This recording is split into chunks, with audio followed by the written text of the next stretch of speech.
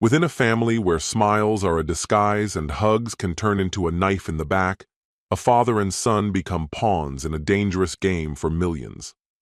When Mason Maddox and his 5-year-old son accept an invitation for a family weekend, they have no idea they've stepped into someone else's script, with the ending already written. They were meant to drown, literally, but they survived, and now there's only one path left: to survive, stay hidden, and strike back. Glad to see you, my friend. Before we dive in, do a good deed. Subscribe to my friend's channel using the link in the description. He'll be very grateful. Let's get started. Mason Maddox stared down at the cream-colored envelope lying amid the scattered tools and scraps on his workbench. As he picked it up, the fine surface was instantly stained by grease from his fingers. The ornate gold crest of the Atwood family gleamed from one corner, looking more smug than regal. "You gonna open that thing, or glare it into submission?" Jerry, his supervisor, hollered from the far end of the garage. With a sigh, Mason tore it open. Inside was a thick, luxurious card, smooth and heavy, like polished stone. The Atwood family cordially invites you to a weekend voyage aboard Poseidon's Grace. Departure: Friday, 8 a.m. sharp. Portland Harbor, Dock 17. Below that, in Avery's elegant script, "Please come. It matters to me, to us." Mason folded the card in half and slipped it into his jeans pocket. He'd known this was coming. Avery had been dropping hints for weeks, something about her mother wanting to mend fences, to start over. But Mason had been with Avery long enough to know that Helena Atwood's olive branches tended to come with barbs. Their cozy 2-bedroom house sat at the edge of town, worlds apart from the Atwood mansion that loomed high above the water like a fortress. The place had once belonged to his parents, before the crash that took their lives and left Mason with only memories, and a trust fund meant for his kids. When he walked into the kitchen, he found Avery chopping vegetables with calm precision. Her honey-colored hair was pulled back into a practical ponytail, her stance composed, even in faded jeans and a plain shirt. "I got the invite," Mason said, setting it on the counter. Avery looked up, and her face softened into a warm smile. "Mom's been working on this trip for ages. She's even having the chef make that seafood pie you like." Mason crossed his arms. "Your mother doesn't do anything without a motive. Last time we were on that yacht, she spent the entire weekend trying to convince me to let her take over Rowan's trust." "That was a year ago, Mason. People change." Avery stepped closer and rested her hands lightly against his chest. "She knows how much you mean to me. This is her way of showing she's trying." He held her gaze, eyes the color of storm-tossed seas. He used to find comfort there. Now he wasn't sure what he saw. "Where's Rowan?" he asked, backing away. "In his room. He's working on that ship model you got him." Her smile wavered. "He keeps asking when we can go sailing again. This trip would be good for him." That landed hard. Mason ran a hand through his short-cropped hair, the weight of fatherhood pressing down on him. "I'll think about it." "Mason," Avery's voice was suddenly firm, "this isn't about you and my mother. Rowan deserves to know where he comes from." "I do know what our son needs." He shot back before he could stop himself. Then he turned and walked down the hallway toward Rowan's room. The door was slightly open. Mason paused, watching his son seated cross-legged on the floor, carefully affixing sails to a small wooden ship. At just 5, Rowan already had the steady patience and quiet focus that reminded Mason of his younger self. "How's the voyage, Captain?" Mason said, giving the door a tap. Rowan's face lit up. "Dad, I got the mast to stay up. Come look." Mason stepped in and lowered himself beside him. Rowan crawled into his lap, holding up the model like a trophy. "You're doing great," Mason said, turning the ship over in his hands with care. "Your hands are nice and steady." "Mom says we're going on Grandma's big boat. Are we really?" Mason felt his certainty slipping. "I'm thinking about it, buddy. Please? I want to see the dolphins again." Rowan's voice was all hope and excitement. Mason ruffled his dark hair, so much like his own.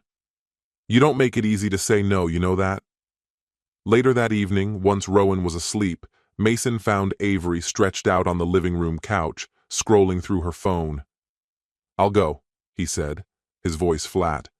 "For Rowan." Avery set the phone down, a faint smile tugging at the corners of her mouth. "Mother will be pleased." "I don't give a damn how she feels," Mason said. "This is for my son." "Our son," Avery corrected gently, her smile undisturbed. "And maybe it's the start of something better. You'll see." Friday dawned clear and still, the air warm and the sky cloudless. Mason loaded their luggage into the back of his pickup, while Avery fussed with Rowan's shirt, brushing off lint and trying to smooth down his messy hair. "Mom, stop!" Rowan wriggled away. "I look fine." "Your father's version of fine and your grandmother's are very different things," Avery muttered with a sigh. But as they approached Dock 17, she finally let him be. Poseidon's Grace came into view, bright and gleaming against the sea-blue horizon. At 120 feet, the yacht was a floating monument to Helena Atwood's wealth and influence. Waiting near the gangway stood Helena herself, dressed in crisp white linen and a navy blazer, every inch the image of composed elegance. Beside her stood Captain Elias Langston, tall and lean, his face weathered and his uniform immaculate. "There they are," Helena said with a serene smile as the family approached. Helena offered a graceful wave as the family neared. Right on time, Mason brought the vehicle to a stop and opened the door for Rowan, while Avery hurried ahead, arms outstretched for her mother. Captain Langston stepped forward, promptly reaching for the luggage. "Pleasure to see you again, Mr. Maddox," he said, his handshake measured and firm. Mason gave a small nod, his face unreadable. "Captain," he replied. In Langston's gaze, Mason caught something, hesitation, maybe even a trace of guilt, that unsettled him. Helena moved in next, embracing Rowan in a swirl of expensive perfume. "My handsome grandson," she gushed. "You've gotten so big." "Hi, Grandma," Rowan replied, tolerating the hug before wriggling away. "Can I go see the engine room again?"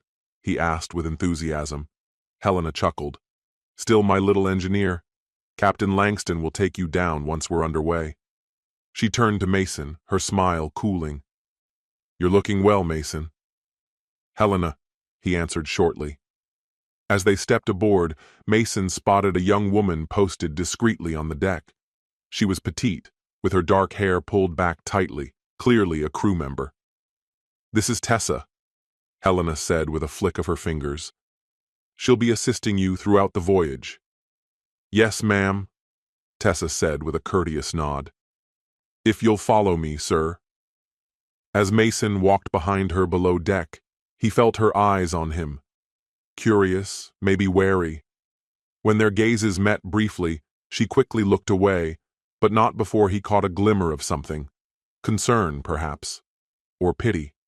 Lunch was served on the upper deck, where the table gleamed with fine china and polished glassware. Chef Henri revealed an opulent spread of seafood worthy of any elite review. Rowan sat flanked by his parents, eyeing the unfamiliar food with obvious suspicion. "Have some scallops," Helena urged. "Straight from Maine. Flew them in this morning." "They look like eyeballs," Rowan whispered to his father. Mason suppressed a chuckle. "Here," he said, slicing off a small piece. "Just try a bite. If it's terrible, we'll get you something else." Rowan hesitated, then tasted it. Surprise lit up his face. "That's actually good." "Naturally," Helena said with a pleased smile. "And Atwood always knows quality." "He's 5, Mason replied dryly. "At his age, most kids think ketchup counts as a food group." Helena's smile turned brittle. "Rowan isn't like other children. He's an Atwood." "And a Maddox," Mason countered, holding her gaze. "Indeed," Helena said, lifting her wine glass with a forced smile. "We all have our crosses to bear."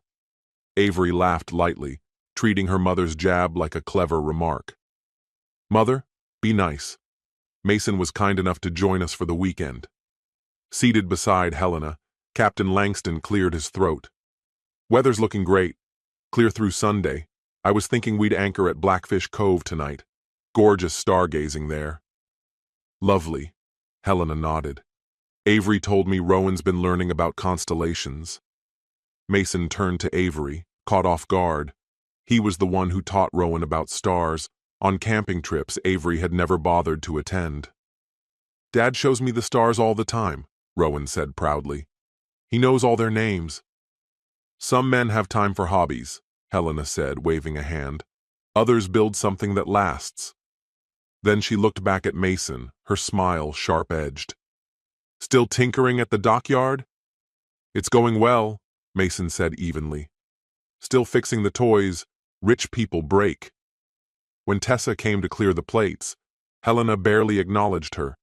Rowan, however, gave her a polite thank you as she served dessert.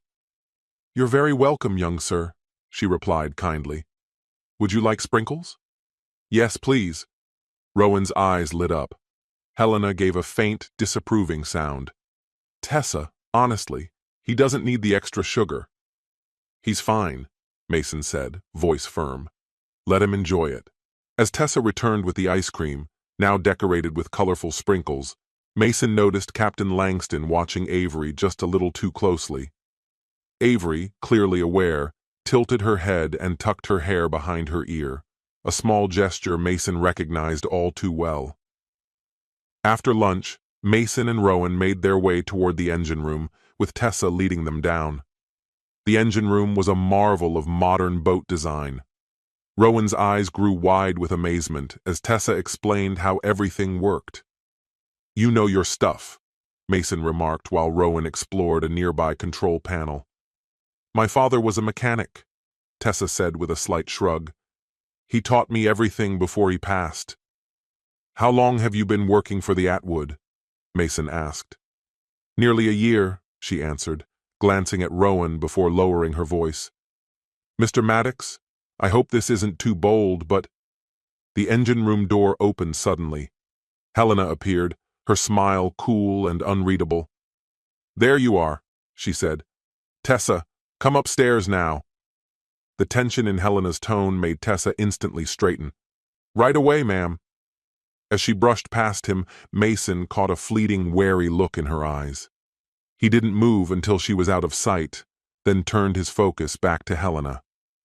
"I'd like to have a word with you about Rowan's future," she said. Mason's jaw tightened. "His future is already taken care of." "Rowan, darling," Helena went on, brushing off Mason's response. "Your mother's asking for you. Said something about dolphins near the port side." "Really?" Rowan's eyes lit up. "Dad, can I go see?" "Go ahead, buddy. I'll join you in a few minutes." As Rowan rushed past his grandmother, she closed the door behind him, shutting herself and Mason into the low, mechanical hum of the engine room. Her polite facade disappeared. "Let's skip the niceties," she said.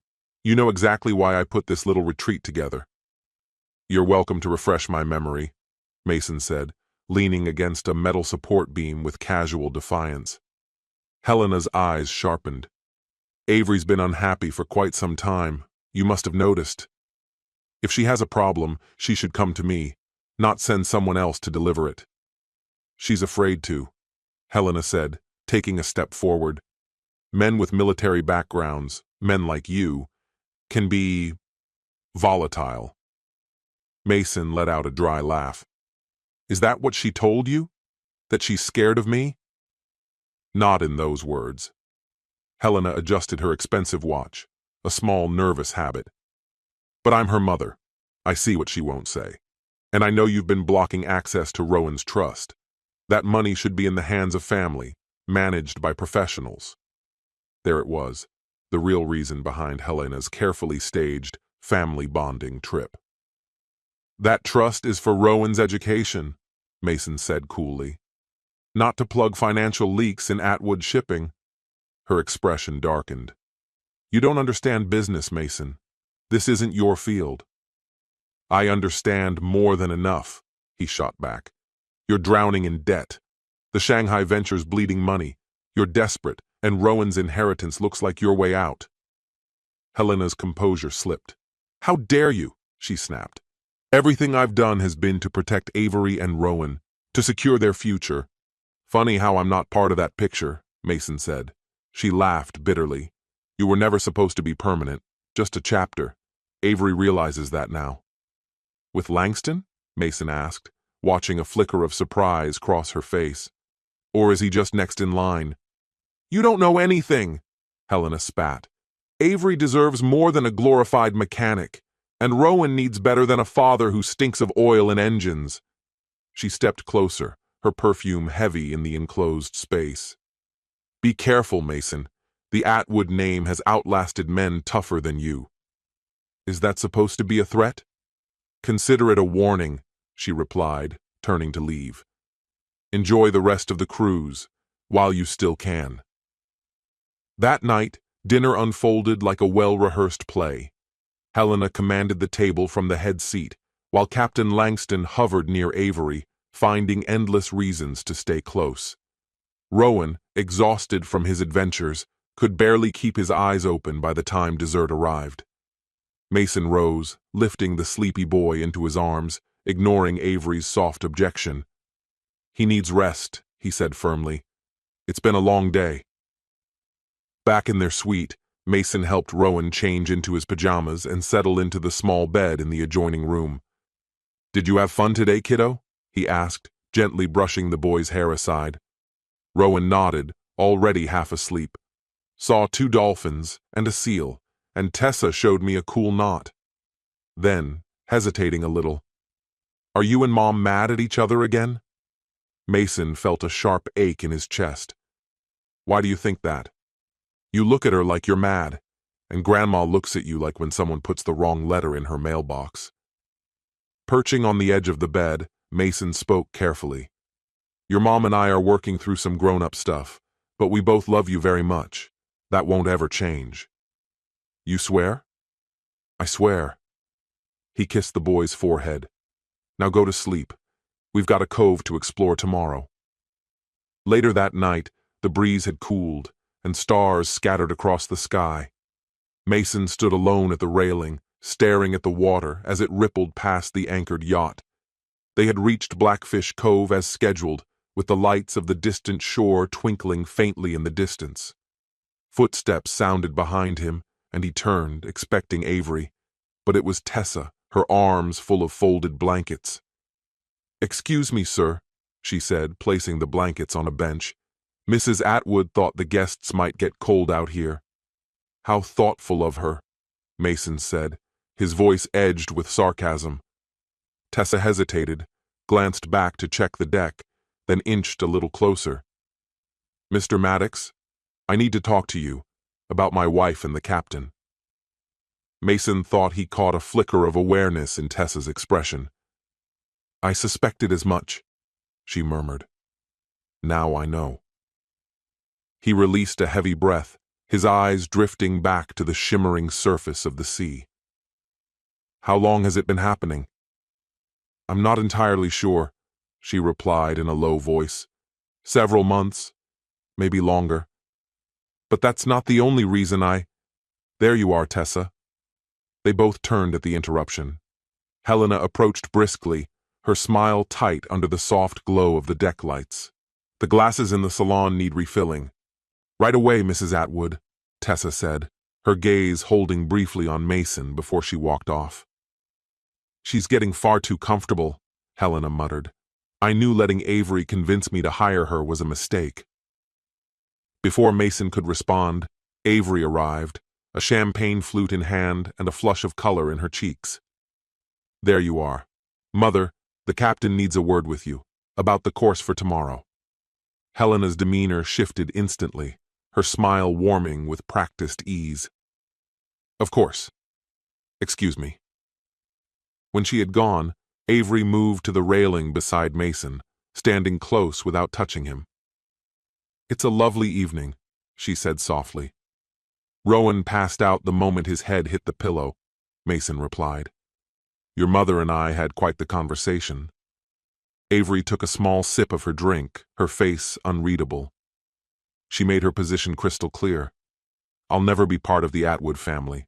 Not now. Not ever. You know how she can be, Avery said under her breath. She holds strong opinions. And what about you, Avery? Mason asked. Where do you stand? On us? On Captain Langston? Her fingers tensed around her glass. What are you implying? I'm not implying anything. I'm asking plainly. Are you involved with him? For a moment, she was silent, her outline sharp against the dark sea. Then she let out a short, bitter laugh. You've always doubted me. Always ready to believe the worst. That's not an answer. She finished her drink and set the glass gently on the railing. I'm going to bed. Don't stay up too late. As she turned to leave, she added, Mother has the whole day planned out for tomorrow. Then she was gone, leaving Mason alone with the endless hush of the ocean around him. The second day of the voyage dawned clear and radiant. Mason awoke to the low hum of cartoons. Rowan was already fixated on the suite's television. Avery's side of the bed was cool, her sheets undisturbed. Morning, buddy, he said, ruffling his son's hair. Where's your mom? Without looking away from the screen, Rowan shrugged.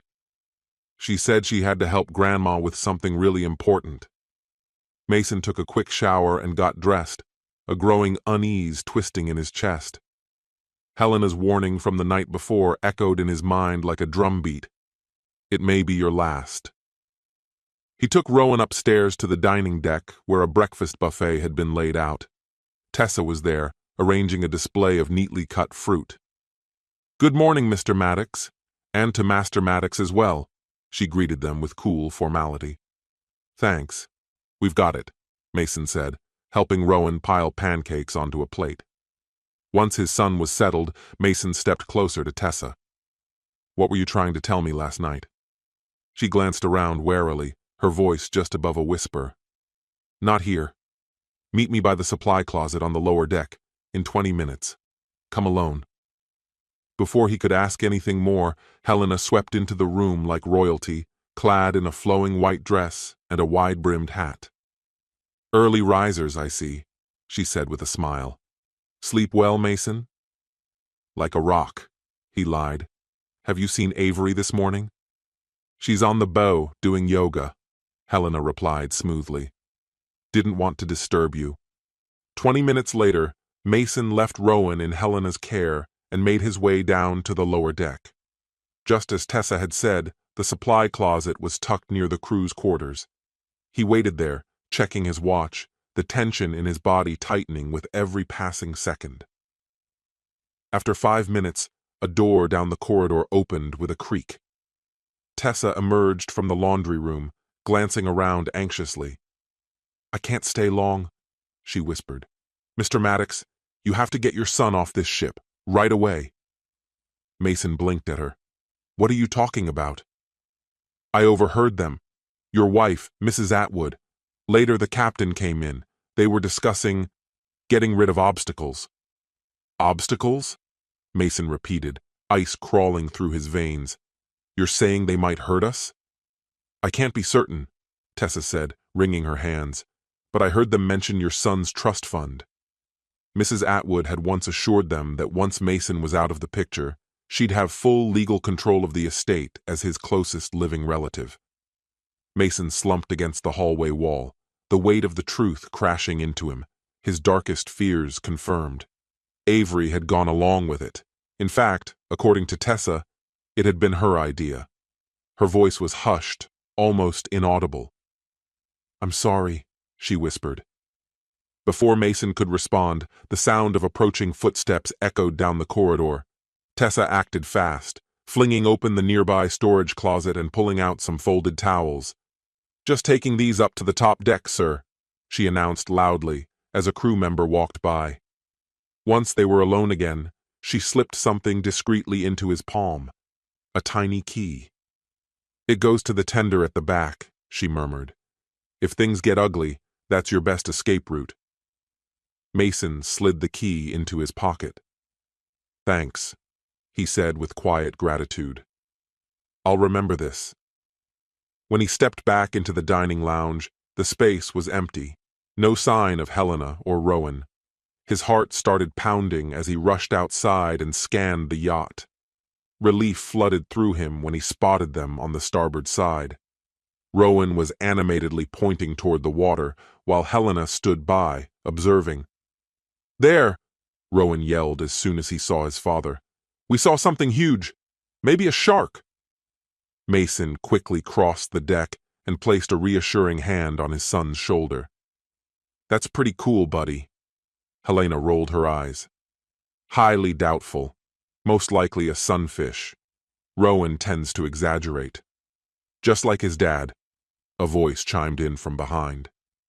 Mason turned to see Avery walking toward them, Captain Langston following closely. She wore a light beach cover-up, her hair loose, looking every bit the relaxed tourist. We missed you at breakfast, Mason said, studying her expression. I needed some time to unwind, she replied, flashing a smile that didn't quite reach her eyes. City life wears me out. Captain Langston stepped up beside her. Mrs. Maddox mentioned you were interested in seeing the cove. I can take you and your boy out in the tender. It's stunning out there.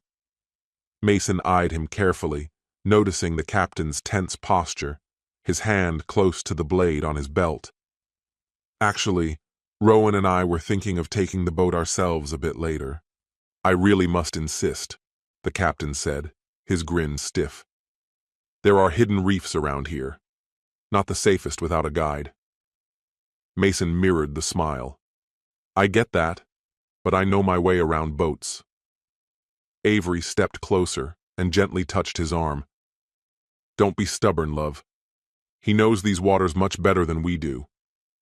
Mason felt the trap tightening. Maybe later, he said, buying time.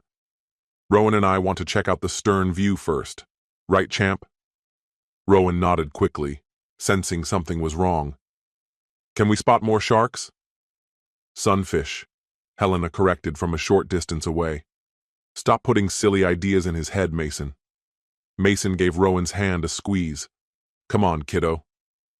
From the stern, the whole cove stretched out before them, with the open sea shimmering in the distance. Rowan hurried to the railing, peering excitedly into the crystal blue water. Can we swim, Dad? He asked eagerly. Not now, Mason answered, scanning the deck for Tessa or any friendly face among the crew. Below them, secured to the swim platform, was the sleek tender, built for short excursions. Then came footsteps again. Avery, this time alone. Her expression was unreadable, hovering somewhere between resolve and regret. Rowan, honey, she called, her tone oddly bright. Grandma has a surprise for you in the salon. Rowan lit up. What kind of surprise? If I told you, it wouldn't be a surprise, she said with a strained laugh. Go on now. Your dad and I need to talk. Mason tightened his hold on Rowan's hand. He stays here. Don't do this, Mason, Avery warned, her voice sharpening. Mother's expecting him. I want to stay with Dad, Rowan said quietly, picking up on the tension. Avery's smile turned hard. Rowan, go, now. Mason edged between her and his son, his stance firm. He said he's staying. A long silence passed between them. Avery finally let out a breath, shoulders slumping. Fine, suit yourself. She reached into the folds of her wrap and pulled out a device. A phone. She pressed a button. He's refusing. They're both by the stern. She spoke into it. Moments later, the sound of heavy footsteps approached. Helena appeared with Captain Langston, the captain's hand now resting clearly on his knife. This wasn't how we wanted it to happen, Helena said, voice cold. We hope to make it easier.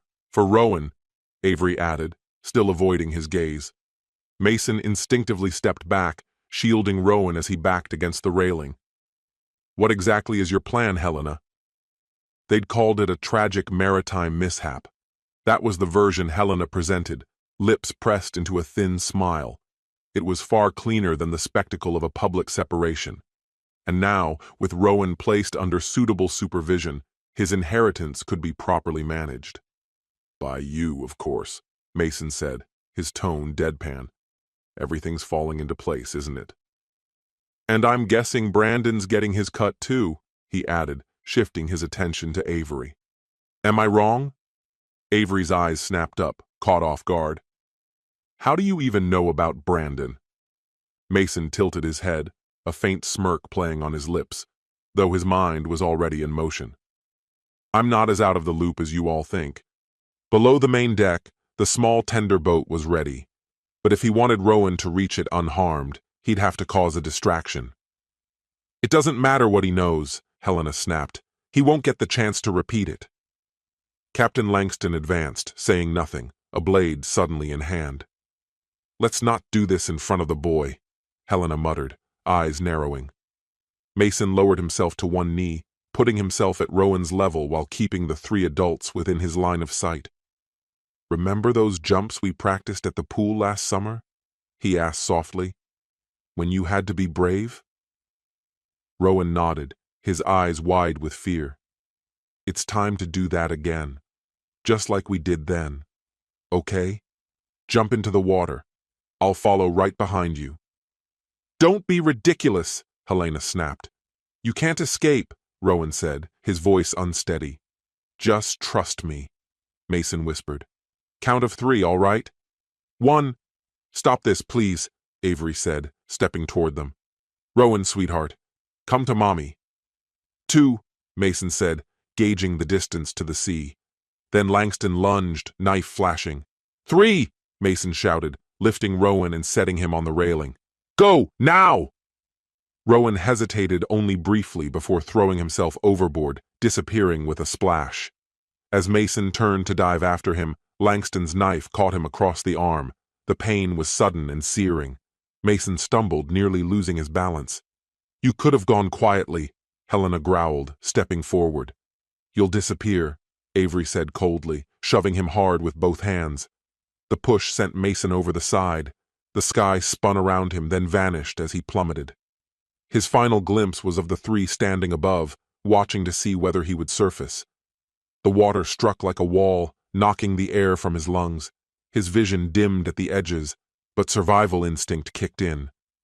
Dazed and bleeding, he forced his limbs to move. A short distance away, Rowan's small figure flailed in the waves. Ignoring the pain, Mason powered through the water, grabbing hold of his son and pulling him close. I've got you, he gasped, struggling to stay afloat while scanning for the yacht. The deck was now empty. Helena, Avery, and Langston had vanished from sight, but he knew they were still watching. I'm scared, Rowan whispered, clutching his father tightly. I know, buddy. Just hold on to me, Mason said, steadying his voice though his body screamed with every movement. He swam away from the drifting yacht, keeping Rowan's head above water. His limbs felt like lead, heavy with fatigue and pain. In the distance, something floated, a wooden crate likely fallen from a ship. He made for it, stroke after agonizing stroke. When he reached it, he lifted Rowan onto the surface. It bobbed but held firm. Stay right there, he said, gripping the crate with one hand. I'll guide us away from the big boat.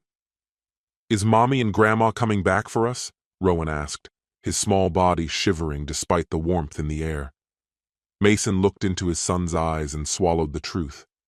How could he explain that the people meant to love them had just tried to kill them? Not right now, he said softly, but we're going to be all right. I promise. He began to push the crate away from the yacht, glancing back over his shoulder. The Poseidon's Grace was already turning, engines humming as it sailed out of the cove, leaving them behind in the vast open sea. A cold, unshakable fury welled up inside Mason. They had aimed to steal everything, his life, his child, his very identity, but they had failed. He was still alive. Rowan was safe. And as long as that remained true, he would find a way back, not just to safety, but to retribution. We're going to be okay, he said again, his voice more resolute. And we're going to make this right. With the yacht shrinking into the horizon, Mason turned toward the open sea, pushing the crate forward through the swells. By the time land broke the horizon, a ragged silhouette of cliffs and stone, the sun was already sinking low. His muscles burned from the relentless effort, the wound on his arm still bleeding and stinging with salt. Rowan had stayed silent for over an hour, curled tight on the crate, wide-eyed and wordless. The shock ran deep, and that eerie silence concerned Mason more than crying ever could.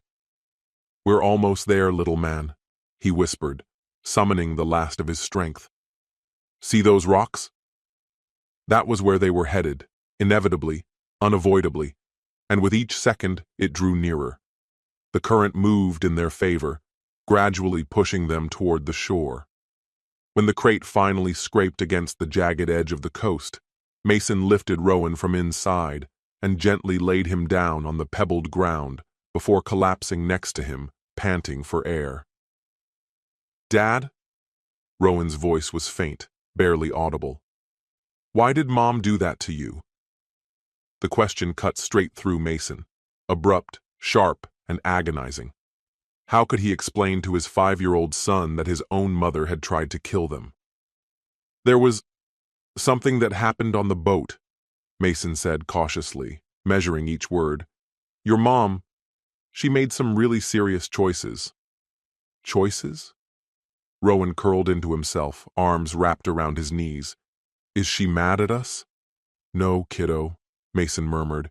"She's upset with herself, and because of that, she made some decisions she never should have made." It wasn't the full truth, not even close, but it was all he could bring himself to say. "I'm cold," Rowan said, shivering as a gust of wind swept over them. Despite the pain radiating through his body, Mason forced himself upright. "We'll find shelter for the night," he assured him.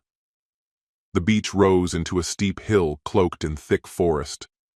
Whenever the climb became too difficult, Mason picked Rowan up and carried him, ignoring the burning fatigue in his muscles.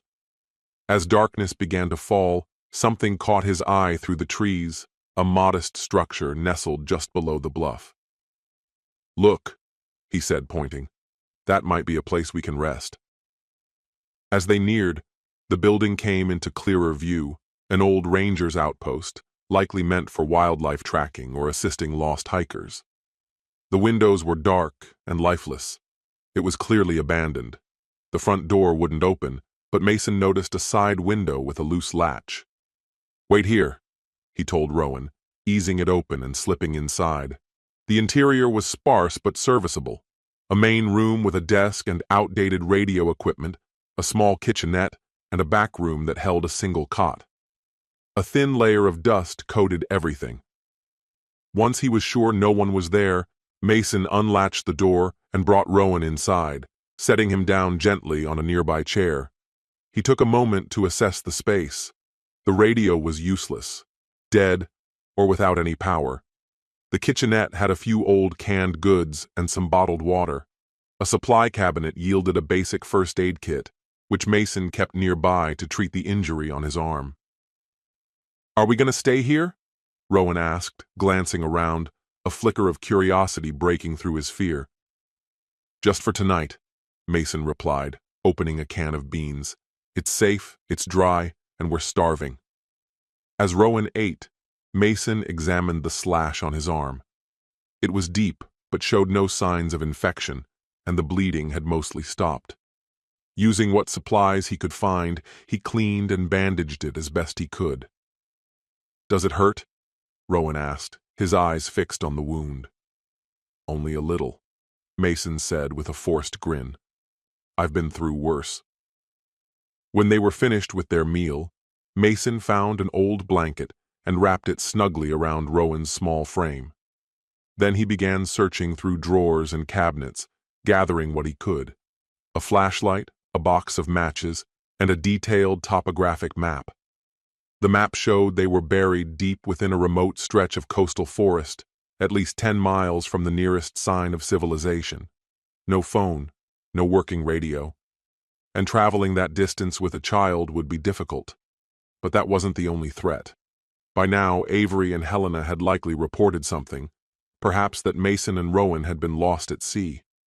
Reappearing could put them both in danger once more. He would need evidence. He would need people who believed him. Until then, they had to stay hidden. "Dad?" Rowan's voice brought him back to the present. "Will the bad people find us?" Mason looked down at his son. Even in his young eyes, the innocence had been shaken. He already knew someone he loved had tried to hurt him. "No," Mason said firmly, pulling him into a protective embrace. "No one's going to hurt you again. Not ever." "Promise?" "I promise, buddy. We're going to be okay." Eventually, Rowan drifted off to sleep, head resting against his father's chest. Carefully, Mason carried him to the cot, tucked the blanket around him, and returned to the front room. He spread the map out on the desk, determined to figure out their next steps. In one corner stood a small wood stove. With effort, Mason got it going using the matches. Gradually, warmth crept into the room, pushing back the chill of night. Outside, the wind howled through the trees, and rain began tapping against the windows. Sitting alone at the desk, Mason let the gravity of their situation settle in. His wife, someone he once trusted with his life, had conspired to kill him and their child, alongside her own mother, for the sake of money. But instead of breaking him, the betrayal awakened something dormant, something forged in combat, a cold, focused determination. This wasn't the time to grieve. This was the time to survive, to plan, to bring justice. As morning light poured through the dusty window panes, it painted golden lines across the wooden floor. Rowan remained asleep, his face calm and undisturbed. Mason allowed himself a moment, just one, to watch his son breathe and be grateful they were still alive. Then, a sound broke the silence. He crept toward the window and peered through the dirty glass. Nothing at first. Then again, a movement in the underbrush, too deliberate for the wind, too heavy to be an animal. Mason reached for the flashlight on the desk, the heaviest item within arm's reach, and moved to the door, body coiled with tension, ready for whatever came next. Footsteps sounded, hesitant, yet unmistakably human. The doorknob twisted slowly, purposefully. Mason raised the flashlight, holding it as though it were a weapon. With a groan of hinges, the door opened to reveal a teenage boy, thin, messy hair, a faded backpack slung over one shoulder. He froze the moment he saw Mason, eyes widening in alarm. "Don't come any closer," Mason ordered, lowering the flashlight slightly but keeping it ready. The boy couldn't have been older than 15. "Whoa!" the kid exhaled, instinctively taking a step back. "You're not supposed to be here. No one is." "Seems like we're both breaking that rule," Mason replied, eyeing the kid's worn-out hoodie and beat-up jeans. "This place got shut down months ago." "Yeah, I know.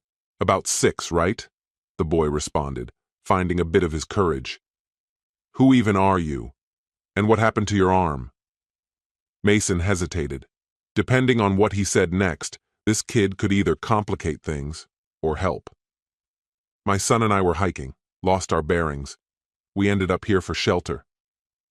It wasn't convincing, but it gave him some breathing room. The boy didn't look convinced. "No supplies? And that injury? Doesn't look like you scraped it on a tree."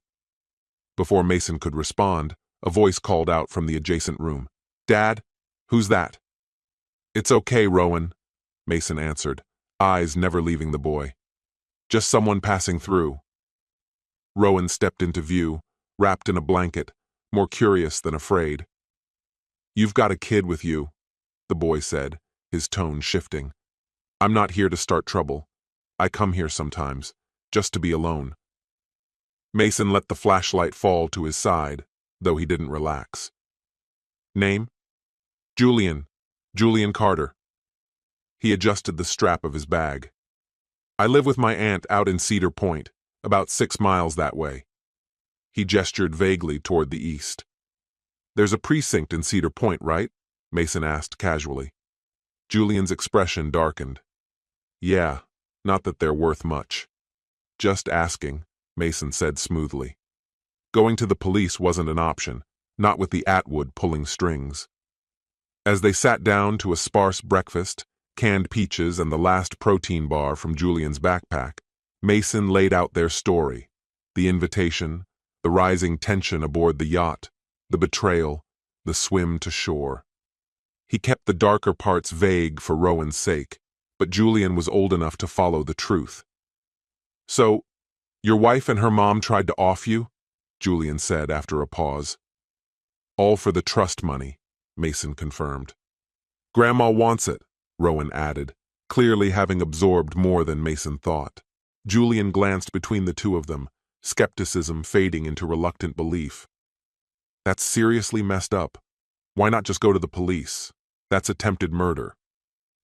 They'd never take my word over theirs, Mason explained. The Atwood are powerful. They're used to covering their tracks. They'd call it a tragic accident, he added silently, and make sure we didn't live to tell our side. You need evidence, Julian realized. That's why you asked about my drone. Mason nodded. You mean, was I flying it yesterday? Over near Blackfish Cove? Exactly. Late morning through early afternoon? Yeah, I was test flying with a new battery. You think it caught something? It's a long shot, Mason admitted. But if the drone was rolling while we went overboard... Julian was already digging into his bag, pulling out a compact laptop and a small external drive. Let's see. I record every test flight. You never know what'll show up. Rowan edged closer, eyes glued to the screen. Mason watched them, his son and this strange kid, bent over a computer in an abandoned ranger station, searching for a shred of truth while their enemies still thought they were dead. Okay, Julian muttered, fingers flying across the keyboard. Got around 3 hours from yesterday. He began scrubbing through the files, opening clips at intervals. Mason and Rowan leaned in, tension growing with each one. Wait, Mason said sharply. Go back. That last clip. Julian reopened the video. The drone soared above Blackfish Cove, capturing the ocean's gleam and the cliff's jagged edges. Right in the center of the frame, a sleek yacht drifted. That's the one, Mason said. That's Helena's boat, he confirmed as Julian zoomed in. The image held its clarity. What time did you guys go overboard? Noon, give or take, Mason said. The sun was straight above us. Julian fast-forwarded the drone footage until the timer hit 11:58. We'll pick it up from here, he said. The three of them leaned in closer, eyes glued to the compact screen as the drone swept over the calm cove. A sleek yacht drifted into view, with faint shapes clustered near the stern. Mason pointed. That's us, he confirmed. Though the resolution made it hard to distinguish faces, the presence of several people on the aft deck was clear. Then movement, a splash, as someone either tripped or leapt from the boat. That's you, right? Julian asked, zeroing in on the screen. Just seconds later, a second, larger figure plunged into the water. Even from a distance, it was evident. The second person hadn't fallen by accident. They'd been pushed. Jesus, Julian whispered. You weren't lying. A grim relief settled in Mason's chest. The video might not be perfect, but it was enough to disrupt the polished version of events the Atwood were sure to spin. Can you make copies? Mason asked. Already working on it, Julian said, his fingers flying over the keys. I'll upload it to the cloud too, just to be safe. I can do more, he added, surprising even himself. My aunt works nights. She's never home. You could stay at our place for a couple days, lay low until you figure things out. Mason studied the teenager, gauging his sincerity. Why would you stick your neck out for people you don't know? He asked. Julian shifted uncomfortably. Because it's the right thing to do? Or maybe because life here is boring as hell and this finally feels like something real? You decide. Or, Mason said, narrowing his gaze, Because you know what it's like to be betrayed by adults.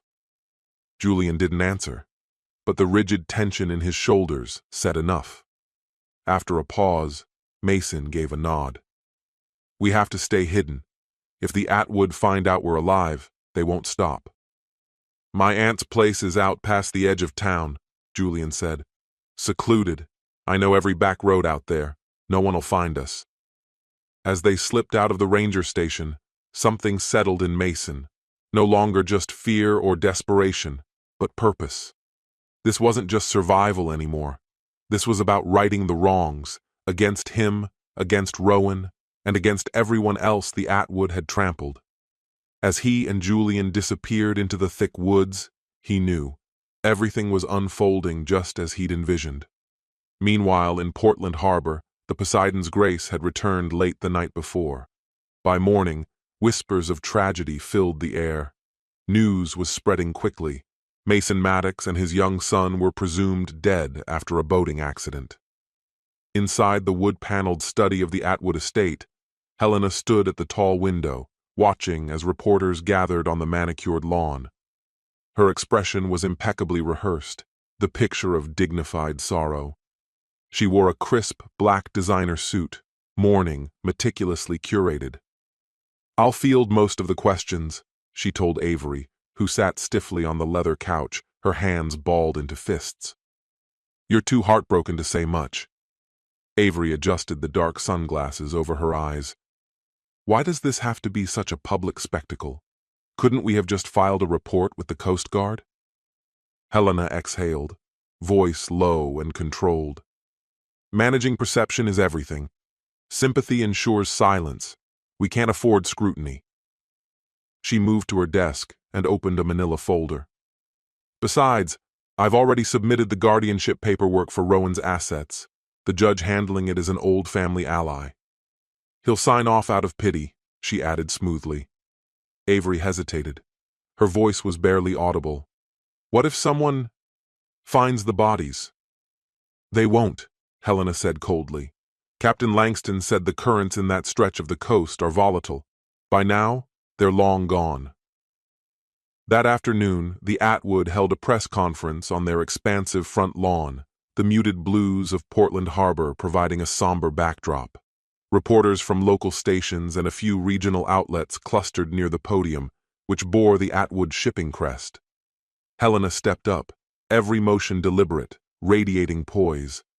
Avery stood off to one side, holding a tissue as Captain Langston, now in formal attire, hovered near for support. Thank you for coming during this incredibly difficult time, Helena began, her tone composed but touched with sorrow. Yesterday, our family experienced a devastating loss. My son-in-law, Mason Maddox, and my beloved grandson, Rowan, were claimed by the ocean during what was meant to be a peaceful family excursion. Cameras clicked and reporters leaned in. We had anchored at Blackfish Cove, she continued. Mason had been drinking. He'd struggled with it for years. She allowed the pause to linger, letting the implication sink in. He wanted to show Rowan the fish near the back of the boat. My daughter was uneasy, but didn't want to disappoint him. Right on cue, Avery stepped forward, dabbing her eyes beneath her sunglasses. Helena pressed on. Captain Langston and I were up in the pilot house when we heard her scream. We ran outside, and they were gone. She stopped again, the silence stretching for effect. Avery told us Mason had leaned too far while holding Rowan. And then, they vanished. They had gone into the water. A subtle wave of concern moved through the cluster of reporters. We launched search efforts immediately, Captain Langston said as he stepped up beside Helena. I reversed the ship's course and combed the area for hours. We reached out to the Coast Guard for backup, but nightfall was approaching, and the currents in that region are notoriously treacherous. This is no longer a rescue effort. It's officially a recovery operation, Helena announced, her voice trembling just enough to sound convincingly moved. We're offering a substantial reward for any solid leads. Her voice trailed off, and she gave a mournful shake of her head. A voice rose from the press pool. Mrs. Atwood, Is it true there were issues in your daughter's relationship with Mason Maddox? Helena's expression briefly stiffened, but she quickly recovered, slipping on a mask of dignified grief. Every marriage has its ups and downs. Mason had a hard time adjusting to our way of life. He was complex, but my daughter adored him, and he was Rowan's father. This has devastated all of us. As the press conference concluded, Helena gently led a weeping Avery back into the house. Captain Langston kept a polite distance, following them in silence. Once the heavy front doors closed and muffled the din outside, Avery removed her sunglasses. Her dry, alert eyes searched Helena's face. "Do you think they bought it?" "Naturally," Helena said, already walking toward her study. "A sorrowful mother, a grieving widow, a tragic disappearance. It's exactly the kind of story the media feeds on." "You don't think they'll start digging?" "They never do," Helena replied calmly. "Everything's moving according to plan." Avery hesitated. "And Brandon? When can I see him?" "You'll see him when I say you can," Helena snapped, her demeanor turning icy. "For now, your job is to keep looking like the devastated wife." "I'm meeting with the lawyers tomorrow to expedite custody over Rowan's trust," Avery said, her voice suddenly firm. Her tone hardened. "We had a deal, Mother. Half of that money was supposed to be mine, so Brandon and I could start a new life." "You'll get your share," Helena replied, though her tone lacked reassurance. "Once the legal side is sorted and everything's locked down. These things take time, Avery. Be patient." Avery left the room without another word, and Helena turned back toward the window, her eyes settling on the moored yacht, Poseidon's Grace. Everything was unfolding just as she had orchestrated. Soon, Rowan's considerable inheritance, passed down from Mason's parents after their own unfortunate deaths, would finally be within reach. The irony wasn't lost on her.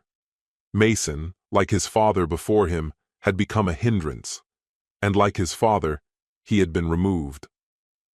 Mason didn't reach Julian's aunt's secluded house until nearly 3 hours had passed. He kept to the back roads and wooded paths, doing everything he could to remain unnoticed.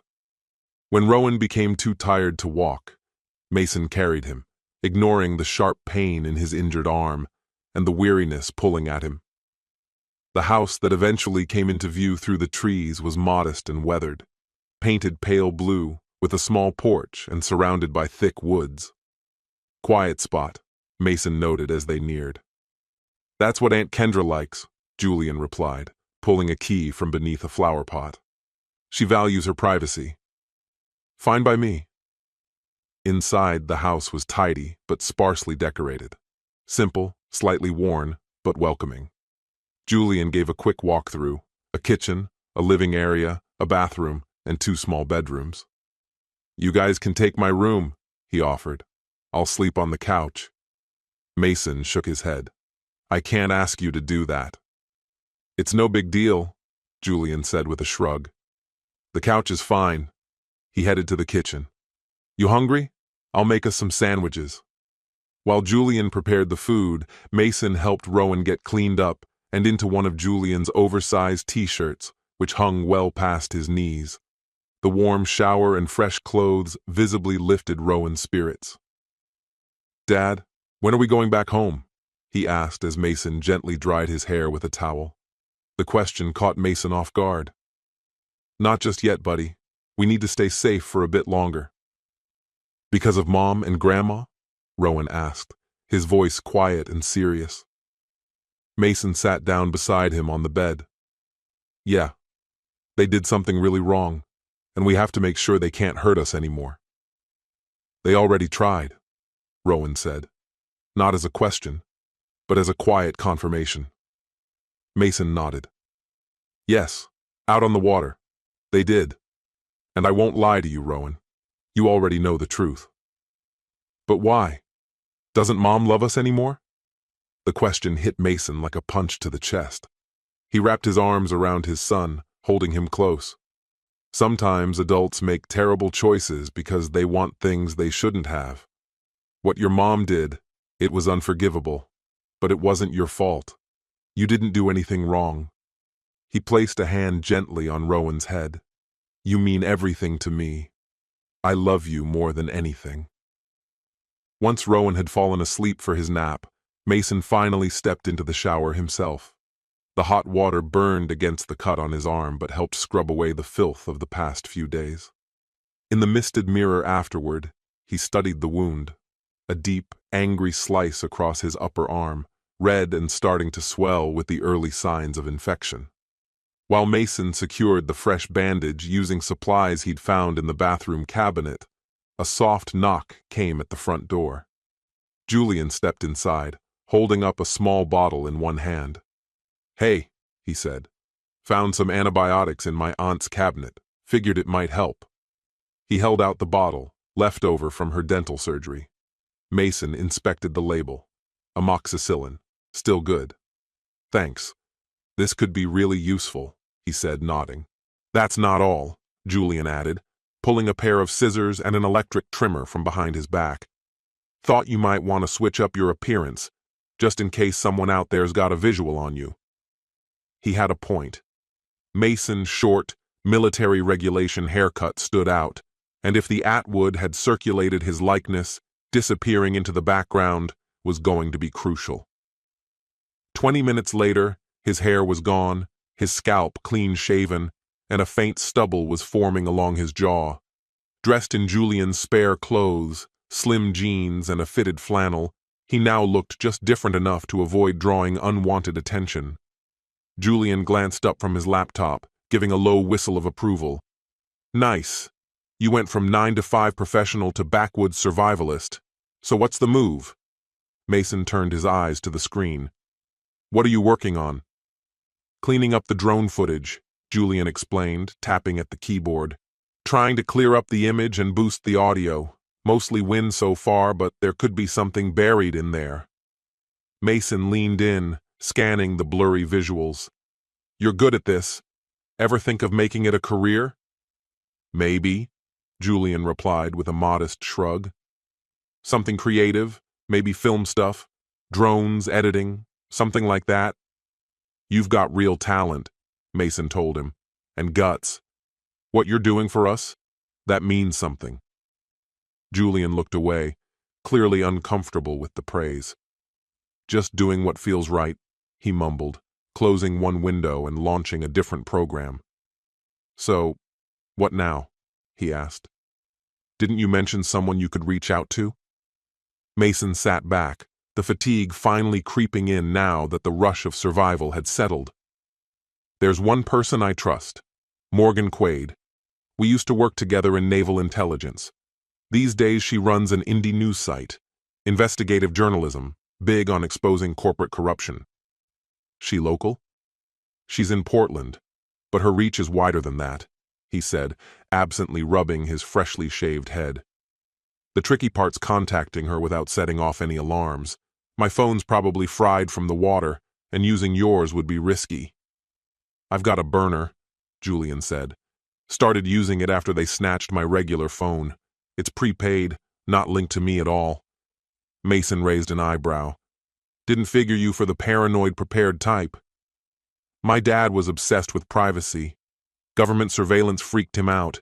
Before he split, he taught me a lot. Sounds like it stuck. When the call finally connected, Morgan picked up on the fourth ring. Her voice was guarded. Who is this? It's Ghost, Mason answered, using the code name from their time in service. There was a long pause. You're supposed to be dead, Ghost. Yeah, well, the rumors have been exaggerated, he said, his voice dry. No way. Holy shit, it really is you. Her tone shifted, shock giving way to concern. Mason, what the hell happened? The media's saying you were drunk and fell overboard. With your son. It's a long story and this line isn't safe, but the short version, my wife and her mother tried to murder me and Rowan for his inheritance. You survived that? She asked, still trying to process. They don't know that yet, he said. What about your son? Is he okay? He's all right. We both are for now. But I need help. evidence, protection, and a way to bring them down without putting Rowan in harm's way. "Where are you?" "Somewhere along the Oregon coast," Mason said. "That's as specific as I can get." "Smart," she replied. "I can help, but I'll need something concrete. Proof, names, anything I can use." "I've got footage from a drone," he said. "Caught the whole thing. It's not perfect, but it contradicts the official story. And there might be a witness, the stewardess from the yacht. She could be willing to talk." "Send me whatever you've got," Morgan instructed. "Use the old secure channel if you can. I'll start digging on my end. The Atwood aren't untouchable. Everyone's got weak spots." Later that night, Julian's phone lit up with a new notification. "Dude," he said, sliding the device across the table toward Mason. It was official now. He was declared dead. That was the stark, merciless headline. Local mechanic and son feared drowned in boating accident. Beneath it sat two photographs, one of Mason in his work uniform, the other Rowan's school picture, both printed in somber grayscale. Mason read the article, his anger mounting with each polished lie. Avery's voice carried most of the piece. She recounted, in tearful detail, how she had watched, helpless, as her husband and little boy vanished into the waves. Helena chimed in, mourning the loss of her troubled yet beloved son-in-law and her cherished only grandchild. The closing note promised private services after the authorities wrapped up the search. "They're not holding back," Julian said, eyeing the fury building in Mason expression. "They're laying the groundwork," Mason replied under his breath. He kept reading aloud. "Due to extraordinary circumstances, Judge Wesley Hunt has fast-tracked the guardianship and estate settlement regarding the surviving minor." He stopped abruptly, eyes sharp. "Hunt is bought and paid for. Helena's wasting no time making her move on Rowan's trust." "So what's your next move?" Julian asked. "You gonna go public? Prove you're still alive?" Mason shook his head firmly. "Not yet. If we show up without irrefutable proof, they'll just double down. Only smarter next time." He handed Julian the phone. "We gather everything. Build a case airtight enough they can't spin it. Then we strike." In the background, the muted television flickered in Julian's living room, showing a clip of Avery Maddox at the shipyard where Mason used to work. She appeared solemn, dignified, her performance Oscar-worthy. She held a framed picture of Mason and Rowan close to her chest, graciously accepting condolences, tears rolling with theatrical precision. "And the award for Best Actress goes to," Julian muttered from the couch, half distracted as he coached Rowan through a chess game. Mason stood nearby, just outside the kitchen, his jaw set like stone. 2 days had passed since they'd reached out to Morgan. In that time, the Atwood had worked tirelessly to cement their tragic narrative. "She's always known how to perform," Mason said coldly. "This is just another role." During those 48 hours, he'd focused on recovery, treating the infected wound on his arm, regaining strength, devising a plan with Julian, and keeping Rowan's spirits alive. The pain still lingered, but the swelling was down, and strength was slowly returning. The moment his mother's voice echoed from the screen, Rowan looked up from the board, his face twisted with emotion, confusion, hurt, and a deep suspicion no 5-year-old should carry. "Can we turn that off?" Mason asked softly. Without pause, Julian changed the channel to something bright and animated. Rowan returned to his game, though Mason knew the deeper scars would take far longer to fade, if they ever truly did. A buzz interrupted the quiet. The burner phone lit up with a message from a number he didn't recognize. It was Morgan, just an address in Newport, and a time, 9 p.m. "We've got to meet," Mason told Julian. "With your Navy contact?" Julian asked. Mason nodded. "Which means we'll need someone to stay with Rowan." "My aunt can handle it," Julian said. "She's around tonight. I'll tell her you're an old friend from high school. Your dad's sick in the hospital. She won't ask questions." He was right. Kendra Carter, no nonsense and sharp-featured much like her nephew, accepted the cover story without hesitation. Hospital stays cost a fortune, she said dryly. Hope your dad's got good insurance, Ethan. She used the name Mason had given. Appreciate you doing this, Mason said sincerely. Kendra waved a dismissive hand. Kids are easy. Feed 'em, don't let 'em near knives, keep the house in one piece. We'll be fine.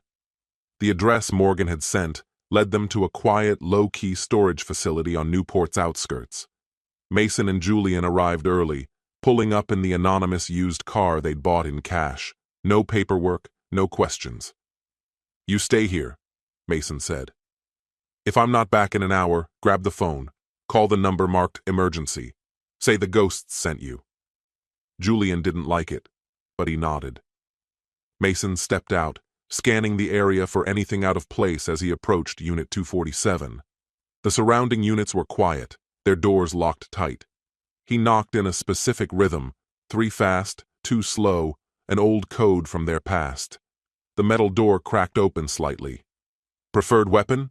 A voice asked from within.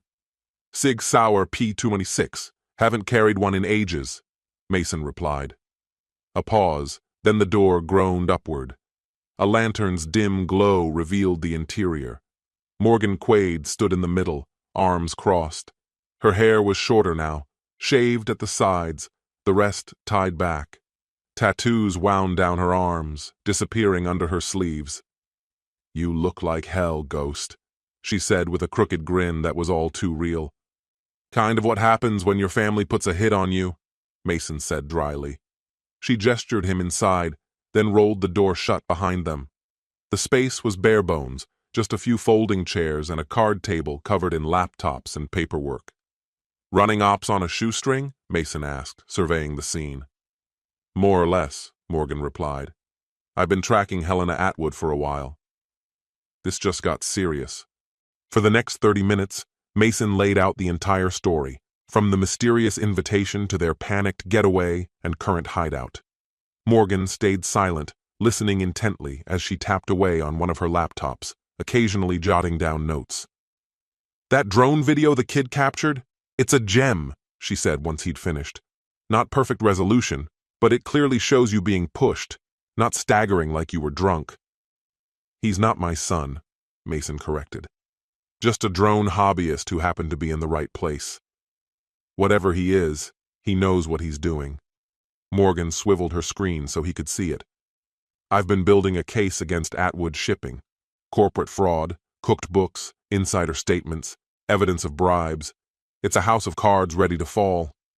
She opened a series of documents, ledgers, emails, internal records. Their Shanghai branch? It ran 3 times over budget and is barely operating at 30%. They're hemorrhaging money and scrambling to cover it with risky financing, Mason muttered, the pieces aligning. That's why Helena's targeting Rowan's inheritance. This isn't just greed, it's desperation. Exactly, Morgan said, nodding in agreement. The trust is worth around $7 million, Mason added, pausing to revise himself. Actually, a little over, $7,008,000.3. My parents had solid insurance and investments. It's all locked in a trust for Rowan until he turns 21, though it can be used for school beforehand. I'm the trustee until then. And if something happens to you, Avery gets custody. If she's gone, it passes to her closest relative, Kevin Helena. Mason's tone dropped. So my wife tried to murder me and our son just to prop up her father's company. People have killed for far less, Morgan said flatly. But that's not even the real kicker. Helena isn't just after the trust. She tapped a few keys on her keyboard. He's also filed for expedited probate on your estate. There's not much to take, Mason said with a shrug. The house, my truck, a modest savings account, and a 20% stake in Maddox Marine Service. Exactly, Morgan said, watching his face for a reaction. Mason squinted. That was my dad's shop. It shut down ages ago, long before they passed. Not shut down, just inactive, she clarified, pulling up another file. Your parents co-owned a small boat repair business on the harbor, right where Atwood Shipping operates. When they passed, their share legally defaulted to you. You just never pursued it. The remaining 80% belonged to a silent partner, Emmett Boyd. The name meant nothing to Mason. Boyd died last month. No heirs. So his ownership transfers to the remaining partner. Me. Mason paused. Or Helena, if he gets legal guardianship of Rowan. Exactly. Mason tried to take it all in. Why would Helena be interested in a shut-down marina? Morgan opened another window, this time displaying a satellite map. Because Maddox Marine still holds the lease for 3 acres of waterfront land Atwood's been after for years to expand their terminal. It all clicked. So it's not just about the trust, it's about that property. Bingo! That land is worth tens of millions. If Helena gains control of Maddox Marine, he gets both Rowan's money and the expansion site Atwood desperately wants. Mason felt a cold fury rise in his chest. My parents' accident? Was it even an accident? Morgan's expression tightened. I can't prove it, but the timing stinks. They died not long after refusing a buyout from Atwood. Mason's voice dropped, steady and low. And now Helena tried to kill me and Rowan, for money and land. What are you going to do? Morgan asked softly. Mason stood, beginning to pace. I'm going to stop them, not just expose them, take them down. Careful, Morgan warned. The drone video helps, but it's not enough on its own. Helena's got allies, judges, officials, people who owe him favors. I'm not ready to go public yet, Mason said, turning back to her. First, I want to dismantle their operation from the inside. Morgan lifted an eyebrow. You've got a plan? They think they've won, he said, the outline forming in his mind. They believe we're dead. They're already splitting up the spoils, putting on a show of mourning. He looked her in the eye. I want to flip the script, make them feel hunted, keep them paranoid, turn them against each other. A sly smile spread across Morgan's face. That's the ghost I remember. Where do we start? He asked. You said Avery was having an affair, Morgan said, already typing. Brandon something? Brandon Hale, she confirmed, pulling up his profile. He was slick, mid-30s, polished. He's in finance, not hugely successful but ambitious. He and Avery have been linked for at least 8 months. Easy to trace through social media. Where does he stay? In a luxury tower in the Pearl District, Morgan said.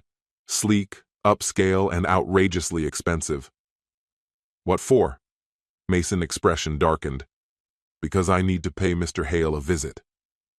2 days later, Brandon Hale entered the executive restroom on the top floor of Atwood Shipping's downtown office.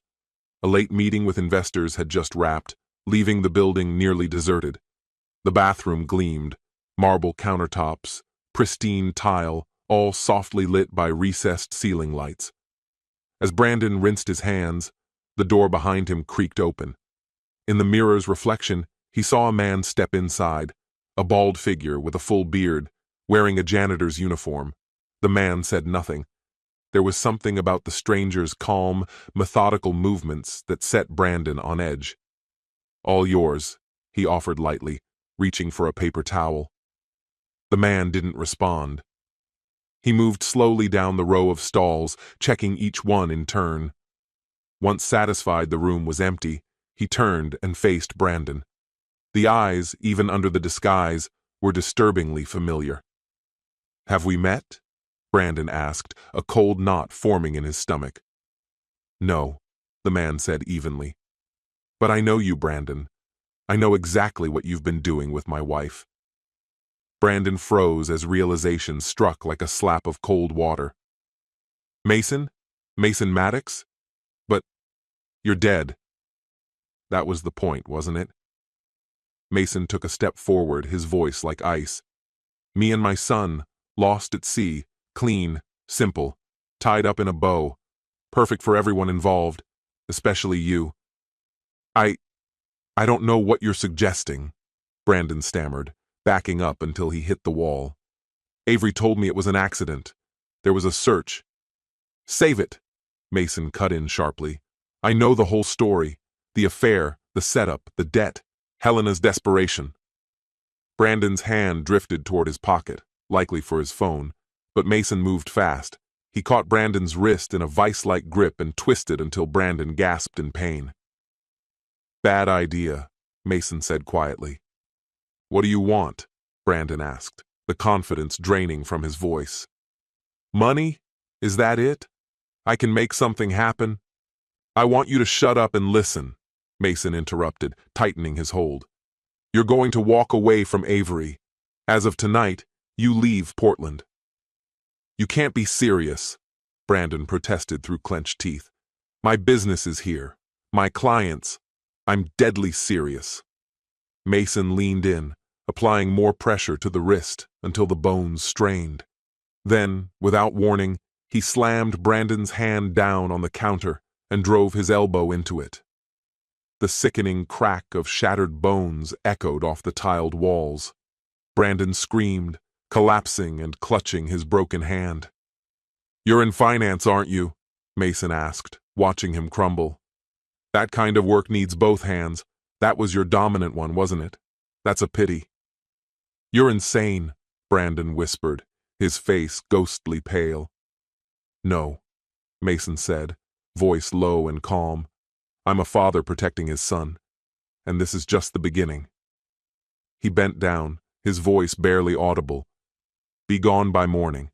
If I find you still in Portland tomorrow, that broken hand will seem like a kindness."